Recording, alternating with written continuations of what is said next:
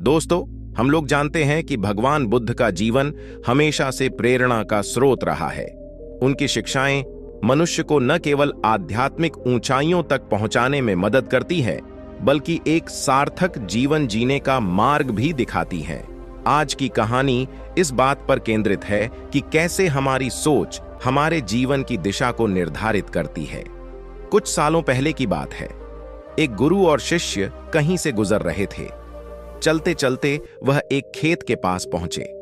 दोनों को प्यास लगी थी तो वह खेत के बीचों बीच बने एक टूटे फूटे घर के सामने पहुंच गए और वहां जाकर उन्होंने दरवाजे को खटखटाया। गुरु और शिष्य पहले से चौंके हुए थे, क्योंकि खेत बहुत ही बड़ा था और अच्छी और उपजाऊ जमीन भी थी। लेकिन उसकी हालत देखकर लगता था कि उसका मालिक उस पर जरा सा भी ध्यान नहीं दे रहा है। जैसे ही दरवाजा खुला, अंदर से एक आदमी निकला। उसके साथ उसकी पत्नी भी निकली और 3 बच्चे भी थे। सभी फटे पुराने कपड़े पहने हुए थे। गुरु ने बहुत ही विनम्र आवाज से बोला, क्या हमें पानी मिल सकता है? आदमी ने गुरु को पानी दिया और पानी पीते पीते गुरु जी बोले, मैं देख रहा हूं कि आपका खेत इतना बड़ा है, पर इसमें कोई फसल नहीं बोई गई है।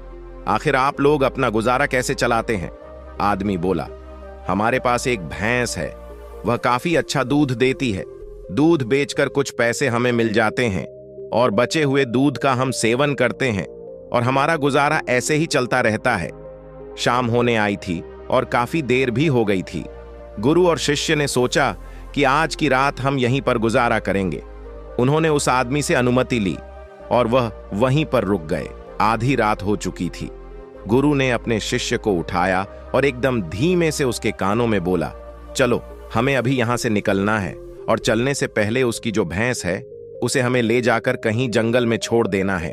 शिष्य को अपने गुरु की बात पर जरा सा भी यकीन नहीं हो रहा था, क्योंकि जिस गुरु से वह बहुत सारी चीजें सीखा हुआ था, उसी गुरु ने किसी का बुरा करने के लिए बोला था। फिर भी वह उसके गुरु थे, इसलिए गुरु की बात वह मना नहीं कर सकता था। आखिर में गुरु और शिष्य जंगल की ओर निकल पड़े और भैंस को ऐसी जगह पर छोड़ दिया जहां से आना मुश्किल था। यह घटना शिष्य के मन में बैठ गई थी और करीब 8 साल के बाद वह एक बड़ा गुरु बना। तब उसने सोचा, क्यों ना अपनी गलती को सुधार लिया जाए और उस गलती को सुधारने के लिए उस आदमी से मिला जाए और उसकी आर्थिक मदद की जाए, जिससे उस व्यक्ति के आगे आने वाली जिंदगी खुशहाल जिंदगी बने। और वह निकल पड़ा उस आदमी की मदद करने के लिए। कुछ टाइम चलने के बाद वह शिष्य वहीं पर पहुंच गया जहां वह पहले पहुंचे थे, मगर वह फिर से चौंक गया। वहां पर उसने देखा बहुत बड़े बड़े से फल के पेड़ लगे हुए हैं। एक बड़ा सा घर बना हुआ है। शिष्य को हुआ कि शायद भैंस के चले जाने के बाद वह परिवार सब कुछ बेचकर चला गया होगा, इसीलिए वह वापस लौटने लगा। तभी उसने वह आदमी को देखा। शिष्य बोला, शायद आप मुझे नहीं पहचानते, लेकिन मैं आपको सालों पहले मिला था। उस आदमी ने मायूसी से बोला, हाँ, कैसे भूल सकता हूं उस दिन को। आप लोग तो बिना बताए ही चले गए, पर उसी दिन न जाने क्या हुआ, और जो मेरी भैंस थी वह कहीं चली गई और आज तक नहीं लौटी। कुछ दिनों तक तो मुझे समझ ही नहीं आया कि क्या करना चाहिए और मैं क्या कर पाऊंगा, पर जीने के लिए मुझे कुछ न कुछ तो करना ही था। तो लकड़ियां काटकर बेचने का मैंने काम शुरू किया और उससे कुछ पैसे मैंने इकट्ठा किए, और जो भी मेरे पास पैसे थे उससे मैंने अपने खेतों में फसल उगाई। आखिर में मुझे अपनी मेहनत का फल मिला। फसल बहुत ही अच्छी निकली। बेचने पर जो पैसे मिले उससे मैंने फलों के बगीचे लगवा दिए। यह काम बहुत ही अच्छा चल पड़ा और इस समय आसपास के 1000 गांव में सबसे बड़ा फल का व्यापारी मैं हूं। सचमुच यह सब कुछ ना होता अगर वह भैंस नहीं चली गई होती, क्योंकि उसी के कारण मैं लाचार था और उसी के कारण मैं और कोई काम नहीं करना चाहता था। उसके जाने से मैंने तुरंत नए रास्ते निकाले जिससे मैं पैसे कमा सकता था, और आज मैं एक बहुत ही बड़ा व्यापारी बन चुका हूं। शिष्य बोले, लेकिन यह काम तो आप पहले भी कर सकते थे। आदमी बोला, कर सकता था, लेकिन तब मेरी जिंदगी बिना मेहनत के भी चल रही थी। मुझे कभी लगा ही नहीं कि मेरे अंदर भी इतना कुछ करने की क्षमता है, तो कोशिश ही नहीं की मैंने। लेकिन जब मेरी भैंस चली गई तब मुझे एहसास हुआ कि मैं दूसरा भी काम कर सकता हूं, जिससे मैं अच्छा खासा पैसा कमा सकता हूं और मेरे बच्चे, मेरी पत्नी को और अच्छी भी जिंदगी दे सकता हूं।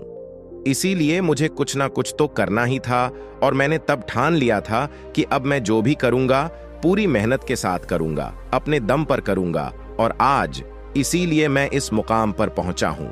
भगवान बुद्ध की यह कहानी हमें यह समझने में मदद करती है कि असली गरीबी हमारे विचारों में होती है।